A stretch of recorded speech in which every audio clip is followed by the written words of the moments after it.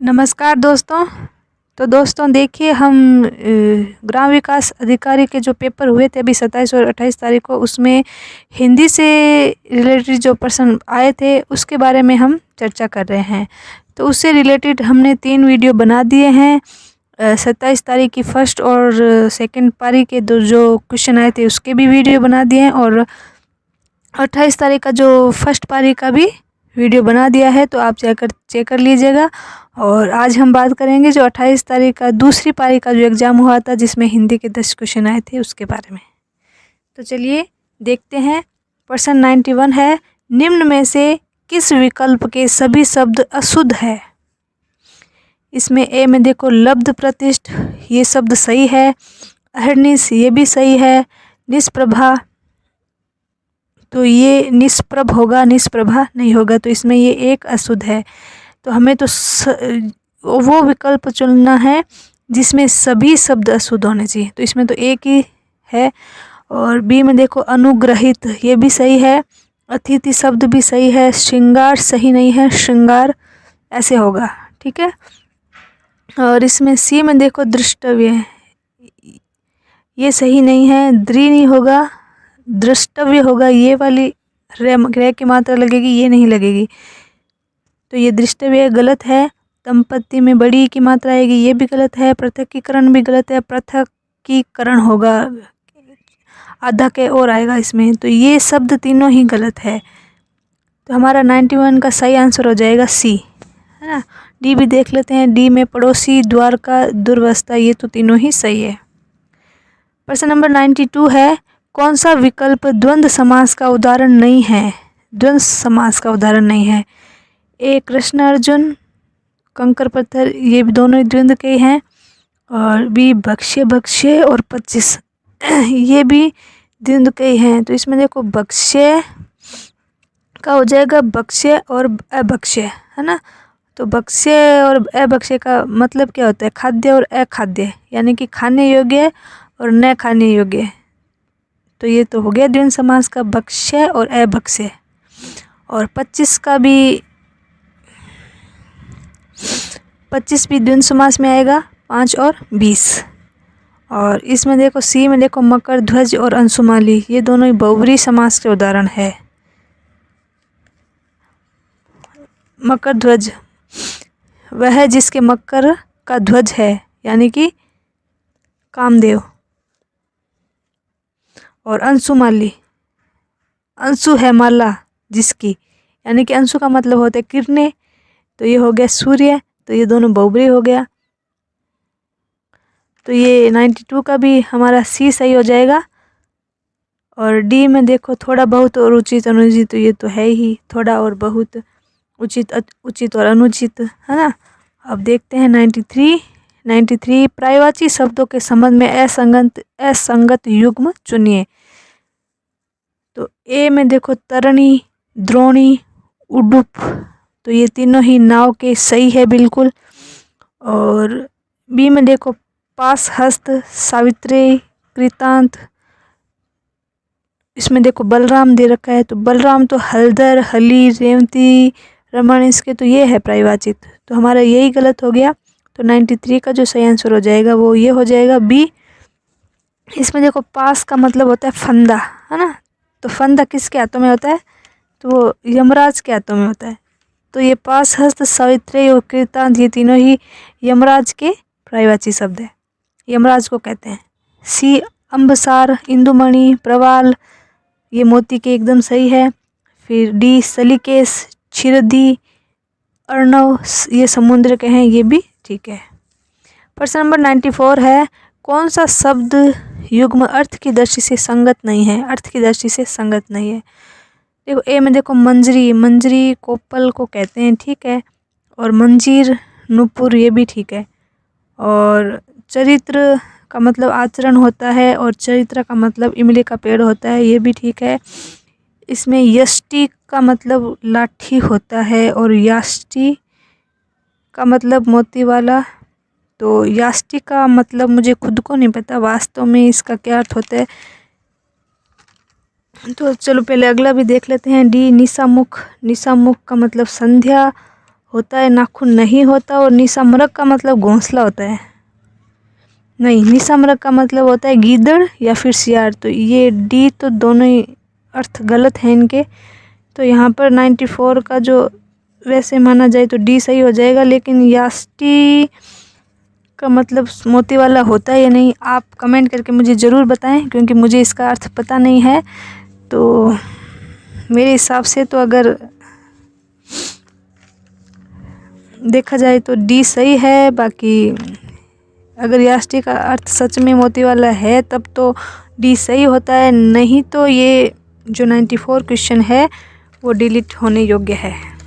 मुझे तो इसका आंसर कहीं नहीं मिला, ना इसका अर्थ मिला। अगर आप लोगों को अगर किसी को भी पता हो तो प्लीज़ ज़रूर कमेंट करके मुझे बताएं। आगे देखते हैं 95। एक नागिन अरु पंख लगाई, उक्त लोकोक्ति का उचित भावार्थ है। एक नागिन अरु पंख लगाई, यानी कि एक तो नागिन है और ऊपर से उसने पंख भी लगा लिए हैं, यानी कि एक तो उसमें दोष है ही, ऊपर से उसने पंख और लगा लिए हैं। तो इसका क्या मतलब हुआ कि एक दोस्त के साथ दूसरे दोस्त का जुड़ जाना। तो इसका सही आंसर सही हो जाएगा 95 का। 96 है, अर्थ की दृष्टि से असंगत मुहावरे का चयन कीजिए। असंगत मुहावरा, कंधे से कंधा छीलना, यानी कि अत्यधिक भीड़ होना। सही है, बिल्कुल, भीड़ में कंधे से कंधे मिलते ही हैं। और भी ऊंचे नीचे पैर पड़ना, आंगन का समतल न होना, यही थोड़ा अलग है, ऊंचे नीचे पैर पड़ना। तो इसका आगे भी देख लेते हैं। सी, एक घाट का पानी पीना, एकता और सहिष्णुता होना, ये भी ठीक है। डी, कमान से तीर निकल जाना, अवसर चूक जाना, ये भी ठीक है। तो इसका हमारा जो राइट आंसर हो जाएगा वो बी हो जाएगा 96 का, ऊंचे नीचे पैर पड़ना, यानी कि आंगन का समतल न होना। 97 है, कौन सा वाक्यांश युग्म संगत नहीं है। कोई काम करने की इच्छा, चरिष्णु। तो ये पहला ही सही नहीं लग रहा मुझे, आगे भी देख लेते हैं। बी, आकाश में असंख्य तारों का प्रकाश पुंज, निहारिका, बिल्कुल सही है। जो पहले कभी न हुआ हो, अभूतपूर्व, ये भी सही है। जो हृदय को पिघला दे, हृदय द्रावक, ये भी ठीक है। तो इसका जो सही आंसर हो जाएगा 97 का वो ए हो जाएगा। कोई काम करने की इच्छा, कामेच्छा या कर्म इच्छा कह सकते हैं, चरिष्णु इसका नहीं होता। आगे देखते हैं 98। किस विकल्प में सभी शब्द तत्सम है। इसमें ए में देखो पीत, पूर्ण, पास, पुण्य, तो ये चारों ही तत्सम है। तो लगता है इसका तो ए ही सही हो सकता है। तो और भी ऑप्शन देख लेते हैं। पहले देखते हैं, पीत का जो तद्भव रूप होगा वो पीला होगा, और पूर्ण का तद्भव रूप होगा पूरा, पास का तद्भव रूप होगा फंदा या फांसी, और पुण्य का जो तद्भव रूप होगा वो पुण्य होगा। तो ये चारों तत्सम है। बी में देखो अर्ध का ये अर्ध तत्सम शब्द है। और आज, पन्हा, पाद, इसमें जो आज और पन्हा ये दो है, ये दो तद्भव रूप है, तो ये तो हो नहीं सकता।